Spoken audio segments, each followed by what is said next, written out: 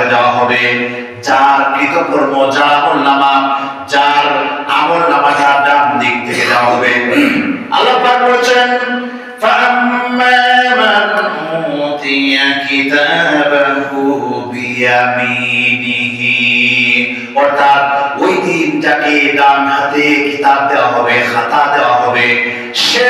তার জীবন দশায় কি উপার্জন করেছে, খাতার মধ্যে কি লিখেছে, অর্থাৎ কতটা আমল করেছে, কতটা গুনাহের কাজ করেছে,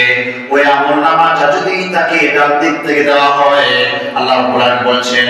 ফায়াকুলু হাউম ইকরাউ কিতাবিয়া, সে খুশি হয়ে যাবে, সে আনন্দিত হয়ে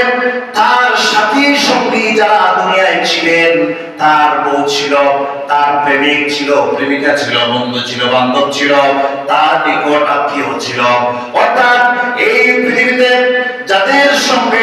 চলাফেরা করত, আল্লাহ পাক বলতেছেন আমি যাকে ডান হাতে আমলনামা দেব, ডান দিক থেকে যে তার খাতাটা পেয়ে যাবে, সে মানুষকে বলবে এই আমি আমার আমলনামা পেয়েছি, পরে দেখো আমার আমলনামাটা কি, আল্লাহ রাব্বুল আলামিন আমাকে আমলনামা দিয়েছে।